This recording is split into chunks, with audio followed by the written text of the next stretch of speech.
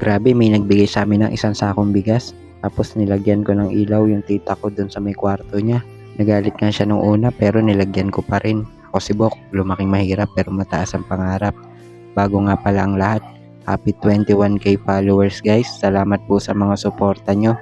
Sana hindi kayo magsawang sumubaybay sa amin sa kwento ng buhay namin. Bali pagising nga pala sa umaga, nagdasal muna ako. Tapos sinilip ko nga muna si mama kasi hindi niya nga ako ginising na madaling araw. Alas 11 kasi ako nakatulog. Ayun nga, hindi niya ako ginising para daw makapagpahinga. Tapos ito yung ginagawa ko sa umaga. Hinugasan ko na muna pala agad yung plato kasi baka matambak pa. Tapos pinapatay ko yung ilaw at binubuksan yung mga bintana. Bali ayun nga pala yung ilaw ng tita ko sa ngayon. Kaya nga namin tinanggal yung ilaw sa may kwarto niya kasi binabasa niya ng tubig. Tapos yung switch ay pinupukpok niya ng tsinelas. Pinapatay sinde. Kaya natatakot kami baka mamaya magkasunog pa bigla.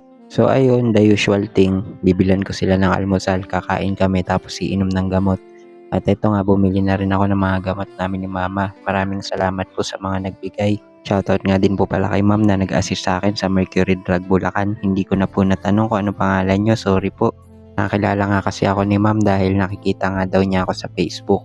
At eto, pumunta naman ako dito malapit sa pag-akyat ng tulay ng Matungaw sa Ethan's Carinderia. Maraming salamat po Ate Jayan. Dahil po sa inyo nakalibre kami ng pang-ulam ngayong araw. Sinama ko na nga din pala dito si nanay sa vlog ko. At shoutout nga din pala dito kay Bossing. Nakita nga kasi kaming nagbibideo-video kaya sama daw siya. After nun, eto nga bumili na ako ng ilaw na ilalagay doon sa kwarto ng tita ko. Tapos bumili pa ako ng ibang gamit na kailangan namin. Bumili na din ako ng prutas tapos yung pang kiss-kiss ng inidoro. Ibibigay ko nga din yun sa tita ko. Tapos itong maliit na kaserola naman ay pagpapakuluan ng malunggay. Ang dami kasi nagsasabi sa akin na magpakulo daw kami ng malunggay at yun daw ang inumin namin. At thank you nga din pala sa nagbigay nitong pambili ng gloves dahil nga daw dapat ay nakagloves ako kapag maglilinis nitong mga diaper ni mama. Tapos biglang may dumating na blessing. Thank you Lord. Thank you din dito kay Shake. Bali kababata ko nga pala siya at dito siya din dati nakatira sa may pulo. Maraming salamat dahil hindi ka nakakalimot at ingat dun sa pupuntahan mo. Ayan nga't may diaper din na dala-dala kaya naman sobrang malaking tipid na rin namin dito. Matagal-tagal na nga rin pala kaming hindi bibili ng bigas nito kaya naman maraming salamat talaga at ingat kayo. Hindi rin naman sila nagtagal at umalis na nga dahil may mga aasikasuhin pa.